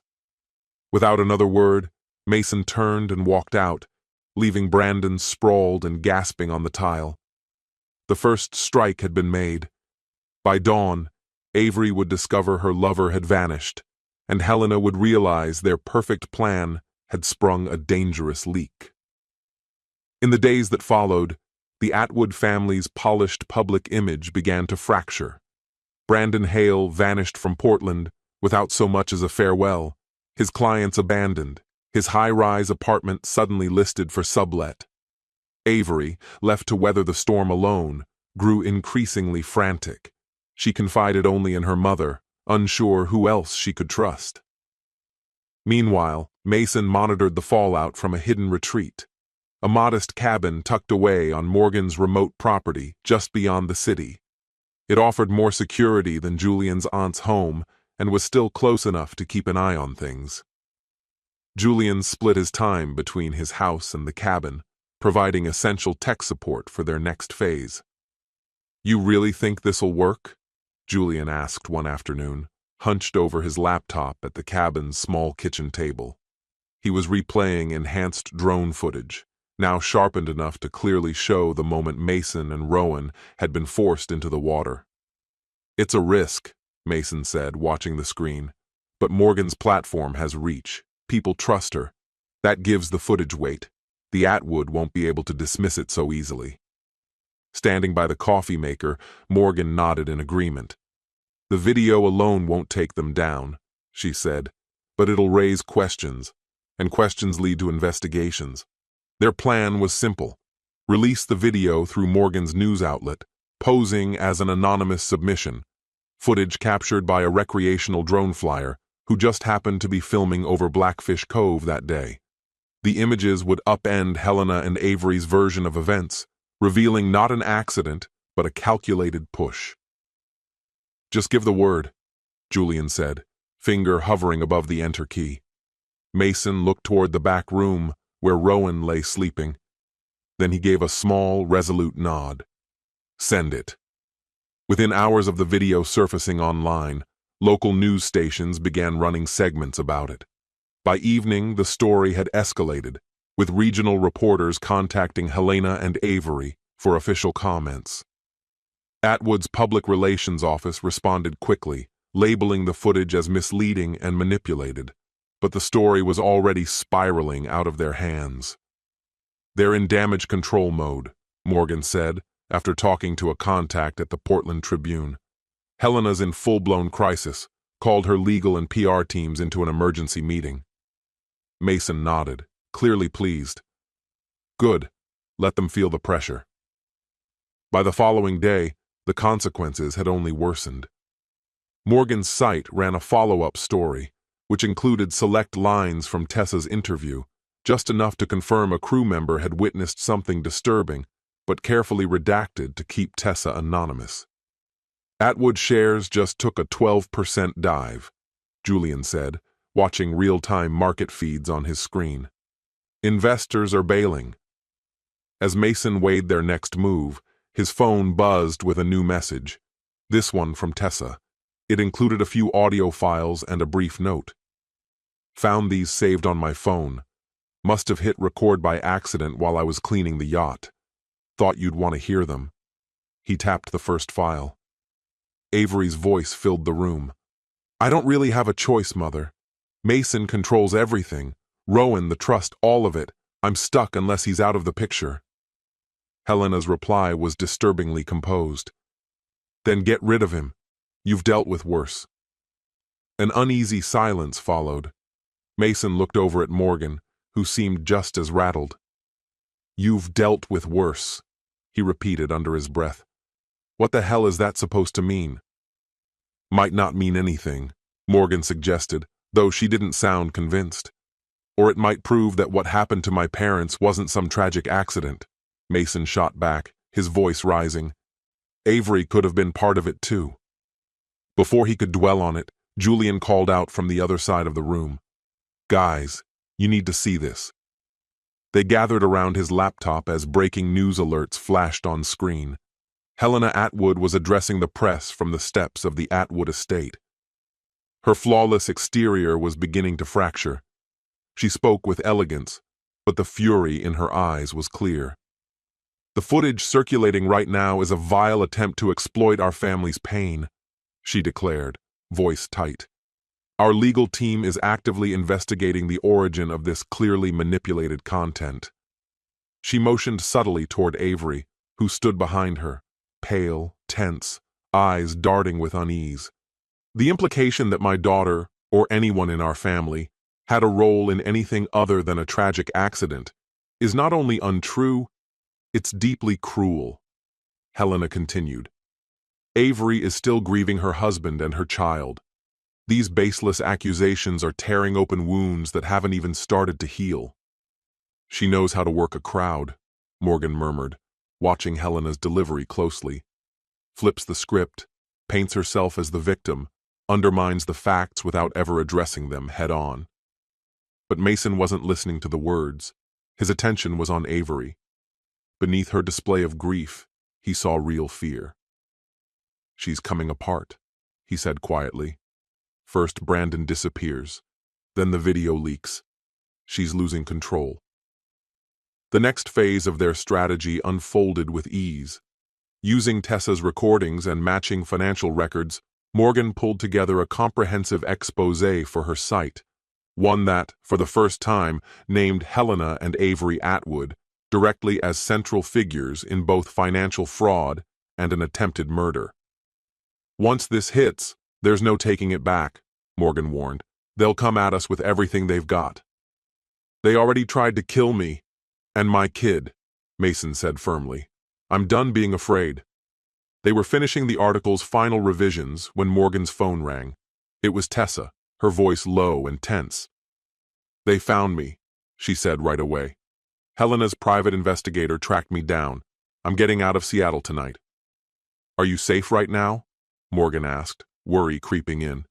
I'm all right for now, but I needed to give you a heads up. They're closing in. The PI mentioned they're looking for a teenager with drones and a veteran with a child. Mason and Morgan exchanged a look of alarm. They're watching us, Mason said darkly. Then we don't wait, Morgan decided. We go live tomorrow morning. Hit first. At 6 a.m., as the city of Portland woke up, the exposé was published. By 8, it had been picked up by regional news outlets. By midday, national media had caught on. The article was thorough, meticulously sourced, and devastating in its implications. Accompanying the drone video were Tessa's enhanced audio recordings, damning financial documents exposing the precarious state of Atwood shipping, and proof that Helena had been frantically maneuvering to gain control of Rowan's trust. But the most damning piece was the link Morgan had unearthed. The deaths of Mason parents years prior bore a chilling similarity to the recent assault on Mason and Rowan, both incidents labeled accidents that ended with Helena Atwood gaining significantly from the aftermath. The repercussions were swift and seismic. Atwood shipping stock plummeted. Investors scrambled to publicly sever ties. Helena responded with a meticulously crafted statement, dismissing the accusations as baseless slander and promising to pursue legal retaliation. But the biggest twist came from a source no one had anticipated. Captain Elias Langston, clearly sensing the shift in momentum, contacted Morgan's office offering full disclosure in exchange for immunity. "He's prepared to confirm it all," Morgan informed her editor after their discussion.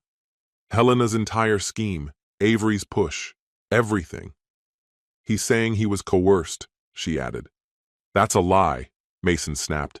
"He knew damn well what he was doing." "Absolutely," Morgan agreed. Still, his testimony could be the linchpin, and the man was beginning to buckle. If Langston had turned, it was only a matter of time before the entire conspiracy unraveled. As they weighed their next steps, Julian, eyes glued to live updates and news alerts, suddenly broke in. Avery Atwood had reportedly been hospitalized following a suspected suicide attempt. Initial information was sparse. The story claimed she was found unconscious in her bathroom by household staff and taken to Portland Memorial. "Think she's actually hurt?" Mason asked, doubt creeping into his voice. "Too soon to say," Morgan replied, already calling one of her sources at the hospital. "Could be a genuine cry for help, or a sympathy stunt, or maybe Helena cleaning up another liability," Mason muttered. An hour later, Morgan had verified the facts. Avery had survived. Though the overdose was severe, it wasn't fatal. She was stable and under supervision, and, notably, under police watch, standard procedure when an active investigation involves a hospitalized suspect. "They're keeping Helena away from her," Morgan reported. "No visitors, except medical staff." The message was unmistakable. Law enforcement was treating the matter with utmost seriousness, keeping the accused conspirators apart as they tightened their case. By that evening, tensions had escalated further. The district attorney's office officially launched an investigation into both the attempted murder and Atwood Shipping's financial misdeeds. Helena had withdrawn to her family's estate, surrounded by an army of lawyers and private security. "She's cornered," Morgan said, watching a live news feed of the Atwood compound, now swarmed by reporters and police. "But even a cornered predator can still strike." Mason nodded grimly. "Which is why we can't wait for her to act. We move first, before she finds a way to reach Rowan." The strategy they came up with was bold and dangerous. Rather than hiding, Mason would use the unfolding chaos to land a final crippling blow against Helena. With Avery incapacitated and in custody, Helena increasingly cut off, and public opinion souring, the opportunity was ripe. The Atwood mansion sat perched on a cliff overlooking Portland Harbor, once a symbol of untouchable power and legacy, with its grand stone facade and manicured lawns. Once, just the sight of it had unsettled Mason. But now, as he studied it through binoculars from the safety of Morgan's discreetly parked vehicle, it looked less like a fortress and more like a gilded prison, guarding someone with nowhere left to flee. "They've increased security since last night," Morgan noted, lowering her binoculars. "2 stationed at the gate, probably more inside. She's not taking any chances." "Good," Mason replied. "Fear makes people careless." Their plan banked on Helena's growing desperation. With Avery out of play, Langston speaking to prosecutors, and the tide of public scrutiny rising, Helena's options were vanishing quickly. Morgan's police sources confirmed that arrest warrants were being drafted, but the process was slow, bogged down by Helena's entrenched connections in politics and industry. Mason didn't have the patience to wait. He wanted closure, something more than courtroom justice. He wanted to confront Helena directly and force her to face what she'd done. The plan was straightforward but cunning. With Morgan's connections in the financial media, they had invented a fictional investor, a reclusive European tycoon reportedly interested in buying into struggling American shipping companies. As Atwood's stock nosedived, such a mysterious benefactor seemed like the perfect lifeline. Helena took the bait when the fictional magnate's representatives expressed interest, hinting at a possible investment, but only under conditions of complete discretion. No boardroom, no observers. Helena proposed a meeting aboard her yacht.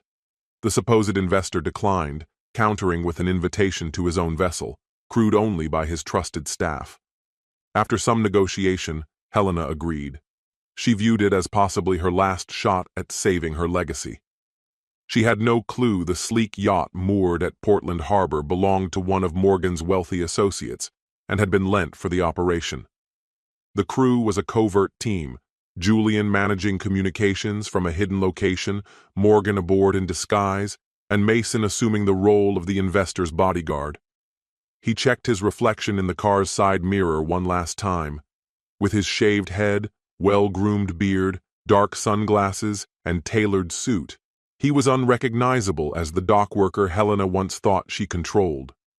The finishing piece of his disguise was a shoulder harness cradling a lifelike but inoperable firearm, intimidating in design, yet legally harmless. "This is about uncovering the truth, not settling scores," Morgan reminded him as they prepared to leave. "We need her to say it out loud, unmistakably and without ambiguity." "I haven't forgotten," Mason said, though inwardly he craved more than just Helena's verbal confession. The rage sparked that day at Blackfish Cove hadn't waned. It had simply crystallized, colder, keener, and far more focused. They took separate cars to the marina, with Mason arriving early to double-check every detail. The vessel, named Aurora, was smaller than Poseidon's Grace, but exuded the same air of elegance. Its polished finishes and sleek contours projected a perfect blend of affluence and subtlety. Right on the dot at 2 p.m., a black SUV with opaque windows pulled up alongside the dock. Helena emerged, impeccable in a custom-cut navy suit that likely cost more than Mason earned in 3 months. 2 men in matching dark suits stepped out behind her, exactly the kind of security detail Mason had anticipated. "This is it," Morgan muttered, smoothing her jacket as she moved toward the gangway to greet their guest. Mason kept himself partly concealed within the yacht's main lounge, observing through tinted windows as Morgan welcomed Helena with polished professionalism. Even beneath Helena's refined presentation, he could spot the signs, the tension around her mouth, the subtle tremble in her fingers as she motioned for the bodyguards to stay put. "Mr. Renshaw is expecting you in the salon," Morgan told her while leading her aboard. "He appreciates your discretion in arranging this meeting." "In our line of work, discretion is an asset," Helena said smoothly, "especially when managing temporary complications." Mason stood beside an elegant leather armchair, its tall back concealing what appeared to be a seated figure, but was actually a carefully padded decoy made of pillows. Helena entered, her eyes sweeping the richly appointed room before settling on the back of the chair.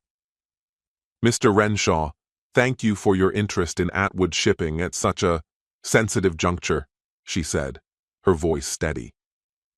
Mason didn't move, his face hidden behind dark sunglasses, while Morgan quietly shut the door and took her place at his side.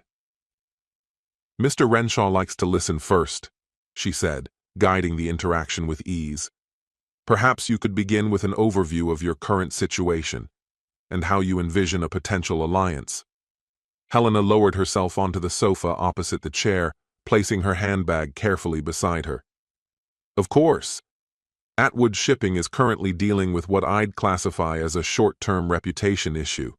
Unsubstantiated allegations have taken a toll on our public image, but our operations remain fundamentally solid."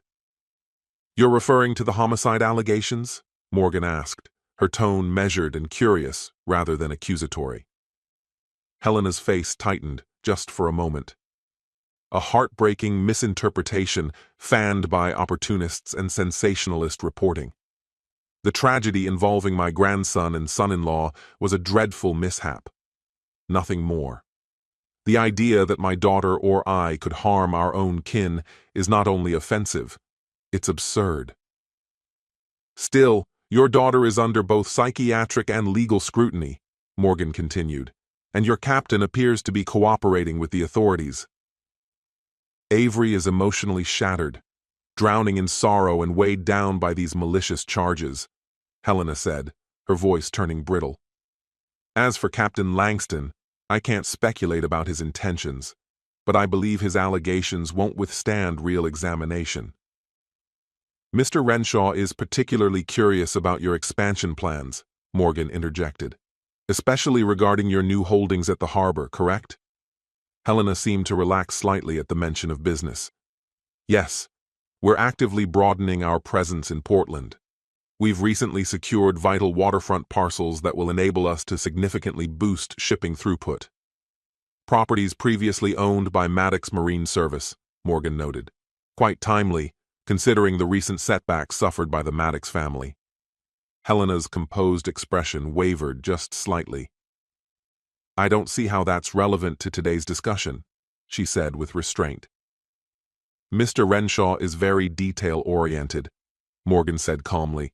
He likes to analyze every aspect of a deal before making a commitment. Then perhaps Mr. Renshaw should speak for himself, Helena snapped, her patience beginning to fray. I didn't agree to be interrogated with insinuations.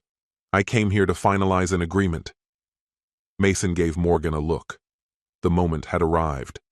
You're absolutely right, he said, removing his sunglasses as he stepped forward. We should speak face to face. Helena's reaction was instant, a flash of disbelief, fear, and shock contorting her face. You? She breathed, half rising from her seat. You're not supposed to be alive. Not dead, Mason said evenly. Just inconvenient for your agenda. Her hand darted toward her purse, but Mason moved first. In 2 swift steps, he crossed the room, seizing her wrist before she could grab what she was after. With his other hand, he snatched the bag and passed it to Morgan, who quickly found what Helena had been reaching for, a small, pearl-handled revolver. Really, Helena? Mason said, his voice low and edged with contempt. Another attempt? In broad daylight? Protection, she hissed, struggling against his grip. You were supposed to be dead. Sorry to disappoint, Mason said as he let go and stepped back. But you haven't even begun to feel sorry yet. What's this about? Helena demanded, her poise rapidly returning. Blackmail? Is that the angle here? I want accountability, Mason said, his voice unwavering. For myself, for my boy, and for the people who raised me. Your family, too. Helena let out a sharp, mirthless laugh. What fantasy are you entertaining this time? It's no fantasy, Mason answered, gesturing to Morgan, who opened a laptop and placed it on the table. Let's go over the evidence together. For the next 20 minutes, they laid it all out. Surveillance footage from drones, incriminating audio clips provided by Tessa, financial records pointing to Helena's involvement in fraud and embezzlement, and the disturbing circumstances surrounding the deaths of Mason parents years prior. Helena dismissed it with a wave. It's all circumstantial, she scoffed, though the unease flickering in her expression betrayed her facade. None of this would stand up in a trial.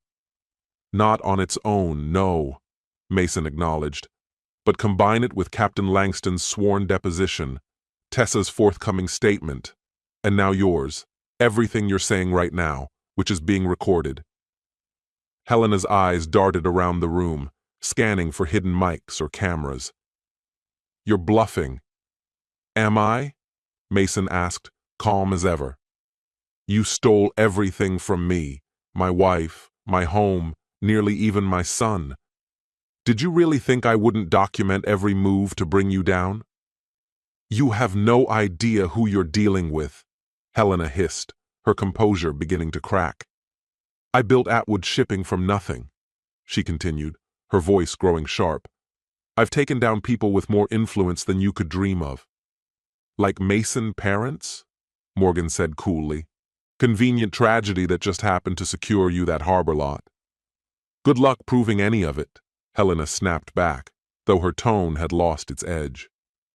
We don't have to, Mason said. Law enforcement is already handling that. This isn't about proving more. It's about making sure you realize you've already lost. Helena stared at him, seething, the hate in her glare almost palpable.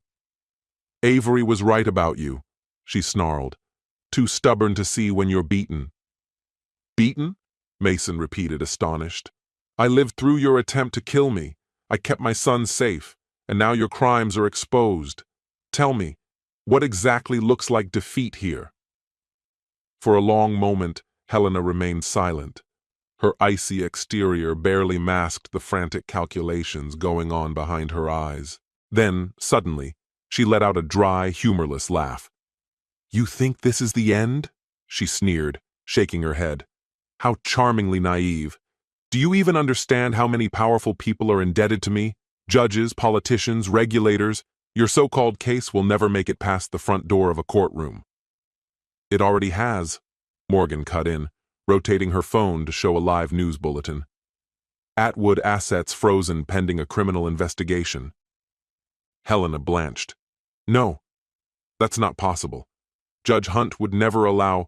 He recused himself, Morgan said with evident satisfaction. Conflict of interest. The file landed on Judge Velez's desk. Someone who doesn't play tennis at your club, I'd wager. Helena stared in disbelief as the weight of it began to register. Her carefully constructed empire was collapsing in real time. Avery, she said suddenly, as if clutching at a lifeline. She won't testify. She's my daughter. The same daughter you tried to cut loose once she became inconvenient? Mason asked. I wouldn't count on her siding with you. Not now. Especially with Brandon Hale resurfacing in Brazil and recounting every detail about what he and Avery planned. Plans that didn't include you. Helena's face contorted into something feral and cornered. So tell me, what is it you want? A confession? She snapped. Fine. I wanted you gone. You were suffocating Avery, holding back the money that was rightfully hers, the legacy of Atwood. When the opportunity came to eliminate both of you, I took it. You mean you were willing to let Rowan die too? Mason asked quietly, his voice cold and lethal. Helena held his gaze. Acceptable loss. The trust transfers to the next heir. With you and Rowan gone, that would have been Avery. And through her, me. And my parents? Mason continued, refusing to let the moment pass. She hesitated, then gave a dismissive shrug, like it was a closed deal. Same principle. We needed their dock property. They refused. Accidents are common at sea. Her admission hit Mason like a physical blow. He had long suspected it, but to hear her state it so casually, so devoid of remorse, ignited a fury within him that surged to the surface. Mason, Morgan said softly, feeling the storm rising behind his silence. Her voice anchored him. This wasn't about vengeance anymore. This was about ensuring Helena and Avery could never endanger Red again. It's over, Mason told her, voice steady despite the fire underneath. Your company, your reputation, your freedom, it's all slipping through your fingers. Helena gave a contemptuous laugh. You think I'm afraid of a jail cell? Women like me don't rot with the riffraff. We'll see, Mason said, quiet and firm, the finality in his words unmistakable. Even if, by some fluke, you escape the full consequences of the law, your name is already tarnished beyond repair. Everyone sees you for who you truly are now. There's no salvaging your image. Helena's eyes burned with hatred as she stared at him. You should have stayed dead, Mason, she spat. It would have spared everyone a lot of trouble. Not my son, Mason answered, calm and unflinching. He's the only thing that matters to me now. Before Helena could launch another verbal attack, Morgan's phone buzzed. She moved away to answer it and returned shortly, her face drawn and serious. "That was my contact at Portland PD," she said. "Avery's awake, and she's giving a statement." Apparently, Avery had decided to testify against her mother, trading a confession for a reduced sentence. Helena's face went pale. "No, she wouldn't do that. She can't." "She already has," Morgan confirmed grimly. "Officers are on the way. Warrants have been issued for both of you." For the first time, Helena's composed facade cracked and panic crept in. Avery would betray me? After everything I sacrificed for her? "She's your daughter, after all," Mason said coldly. She learned from the expert. When someone becomes a liability, you cut them loose. Sirens wailed in the distance, growing closer. Helena's once imperious stance faltered as reality sank in. "It's over, Helena," Mason said, his voice low. The weight he'd carried for so long began to lift. "You tried to wipe us out, but in the end, you erased yourself." Hidden in the woods outside of Portland, the small cabin had become a sanctuary for Mason and Rowan in the aftermath of the Atwood ordeal. Autumn leaves had turned the forest into a canvas of gold and crimson, and the stone hearth warded off the creeping cold of fall evenings. Mason sat on the porch steps, hands wrapped around a warm mug of coffee, watching as Rowan tore through the clearing, leaping after swirling leaves. At 6 years old, his birthday had quietly come and gone the week before. Rowan was showing the resilience only children seem to possess. The bad dreams hadn't completely stopped, and he still asked painful questions about his mother now and then, but overall, he was on the mend. Mason, too, was slowly finding solid ground again. The media frenzy that had once consumed them had begun to subside, though interest in the Atwood scandal lingered as it moved through the legal system. He had done his part, testified fully, answered every question, and then retreated to this quiet refuge Morgan had arranged. That morning brought a shift. The district attorney had called to confirm both Helena and Avery had taken plea deals. Helena faced 15 years for charges, including attempted murder, conspiracy, fraud, and other financial crimes, a sentence that, given her age, would likely keep her behind bars for the rest of her life. Avery, having fully cooperated, received an 8-year sentence with the possibility of parole after 5. She had also formally given up her parental rights to Rowan, sparing everyone a long and painful court battle. Captain Langston, who had struck a deal for his testimony, was sentenced to 5 years. Tessa, granted immunity, had moved to Seattle to live with her brother, aided by a whistleblower fund Morgan had helped establish. Only Brandon Hale remained at large, having disappeared somewhere in South America, beyond the reach of American jurisdiction. But Mason felt no need to chase him. Brandon had lost his license, his prestige, and any access to the Atwood wealth he'd so desperately tried to steal. To Mason, that was punishment enough. The faint crunch of tires on gravel interrupted his thoughts. Moments later, Morgan's familiar SUV appeared at the edge of the narrow road leading to the cabin, trailed by another vehicle. Inside were Julian and his Aunt Kendra, now regular visitors. "Reinforcements have landed," Mason called out as Rowan abandoned his game and sprinted toward the vehicles. "Julian," he yelled, "did you bring the drone?" Julian stepped out, grinning, and lifted a large case from the back seat. "Of course. You ready to try it out?" The two boys darted off toward the open space, their laughter drifting through the crisp fall air. Morgan climbed the porch steps and accepted the mug Mason handed her. "So it's official," she said. "They're both in custody." "It still doesn't feel real," Mason admitted. "A part of me keeps thinking Helena's going to wriggle out of it somehow." "Not this time," Morgan said with certainty. The evidence was too strong, public pressure too high. Not even Helena's connections could save her now. Mason gave a quiet nod and took another drink. "What about the company?" "Atwood Shipping's being overhauled," Morgan explained. "Most of the board resigned to avoid the fallout. The business might survive, but the Atwood name is being scrubbed from it entirely. Good, Mason said simply.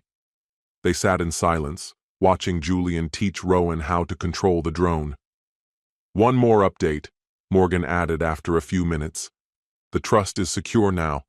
Judge Velez appointed a neutral fiduciary to oversee it until Rowan turns 18. She smiled. You'll still have oversight, and Maddox Marine is officially back in your hands, since you're the last remaining partner. The land had gained considerable value since it had belonged to his parents. Multiple developers had already expressed serious interest in purchasing or leasing the property. Mason had spent many hours contemplating his choices. Selling it would generate a large sum, more than enough to ensure Rowan's future, surpassing what the trust alone could offer. But there was also the possibility of breathing new life into the old business, growing it into something that honored his parents' vision, providing both him and Rowan with a meaningful direction. I haven't decided yet, he said softly. Part of me wants to leave the Atwood legacy behind completely, he continued. It was their dream, not mine. You're under no obligation to decide right away, Morgan said in a gentle tone. There's no rush. He nodded, grateful for the steadiness of her support. The past few months had shown him the importance of patience, of letting decisions emerge in their own time rather than forcing answers. Just then, Kendra appeared, carrying a picnic basket. I brought some food, she said with a grin, and those cookies Rowan always begs for. You're going to spoil that kid, Mason joked, though the affection in his voice revealed he didn't really mind. Kendra just gave an easy shrug. That's the job of an honorary aunt. Besides, Julian is totally smitten with Rowan. I've never seen him click with someone so fast. She wasn't overstating it. The relationship between Julian and Rowan had deepened quickly, with Julian naturally falling into the role of an older brother. When the worst had passed, Mason had worried Julian would go back to his own world. But he didn't. He stayed, gradually becoming a fixture in their improvised little family. Any big plans for the day? Kendra asked as she laid out sandwiches on the porch table. Nothing major, Mason replied. Might take a walk later if the weather holds. We're keeping it simple. Simple is good, Kendra agreed. After everything you've both been through, that's exactly what you need. Laughter echoed from across the lawn, Rowan's voice high with delight as Julian performed a drone trick in the air. That sound, pure and free, was the most comforting thing Mason had felt in ages. After they ate, the group set out along a shaded path through the woods that ended at a quiet lake. Rowan raced ahead with Julian, both boys holding fishing rods that probably wouldn't get much use. Have you thought more about what comes next? Morgan asked as they strolled. There's a job offer on the table, Mason said. Marine engineering firm out in Newport. The pay's solid, hours are flexible, and it lines up with my background. There's even a small house nearby for sale, near the water, and the schools are excellent. It sounds like a great option, Morgan said. Safe, grounded, far from Portland, and all the memories that come with it. Mason nodded, considering. That's the goal, a clean slate, a place where Rowan can just be a kid. No baggage, no judgment, no shadows of what his mother almost did. Kendra turned to look at him, her tone more pointed now. And what about you, Mason? What do you want? The question caught him off guard. For so long, his focus had been on survival, on seeking justice, on keeping Rowan safe. He paused, then answered. Peace. That's what I want. At the lake, the afternoon passed slowly as they skipped stones and watched Julian try to show Rowan how to cast a line. The quiet normalcy of the moment, with no fear hanging over them, no emotional weight, felt like a gift Mason hadn't known he needed. By dusk, they were heading back to the cabin. Rowan, worn out from the day, fell asleep during the short drive home, his head leaning against the windowpane. Mason carried him inside and tucked him into bed, standing for a moment to watch his peaceful breathing. That fragile innocence, so nearly taken by betrayal, had endured. Outside, Morgan and Kendra were preparing to leave, while Julian packed the drone equipment into the car trunk. "Thanks," Mason said, embracing them each in turn. "Not just for today, for everything." "What's the plan for tomorrow?" Julian asked. Mason gave a soft smile, a quiet ease settling into his expression. "No plans, just taking it slow." After the others departed, Mason settled into a chair on the porch, gazing up at a sky blanketed in stars. The silence was complete, interrupted only by the gentle stir of the trees and the distant call of an owl. Earlier that week, while browsing the small library inside the cabin, he had come across a box of old letters, Avery's correspondence with her mother, written before their marriage. He had read them all, searching for answers, for something to help him make sense of it all. Instead, he had uncovered something darker, Helena's slow, calculated shaping of Avery into a reflection of herself. The letters brought clarity. Behaviors in their relationship that once puzzled him now seemed tragically inevitable. What he didn't find was justification, no explanation that made the betrayal acceptable, no reason that could explain how the woman he had once loved could help plan to end both his and their sons' lives. That morning, he had burned the letters in the fireplace, not out of spite or anger, but as a way to let go, for good. The Atwood had taken too much already. He wouldn't allow them to take anything more, not his mind, not his peace, not his future. The path ahead was still unwritten, but it no longer felt like a sentence. He would raise Rowan with love and truth. He would start over in Newport, and maybe, in time, he would rediscover happiness, the kind that comes not from forgetting, but from surviving. He had transformed his anger into justice, not destruction. And now, for the first time in a long while, he was free to move on, not untouched, but unbroken. Mason took a deep breath of the cool night air, feeling the tension slip from him like the tide going out. Forgiveness might still be out of reach, but this hard-won peace was enough. Our story has come to an end. What do you think about this story? Share your thoughts in the comments. And if you enjoyed the way I tell stories, head over to my channel and check out my other videos. May the Force be with you. See you soon, my friend.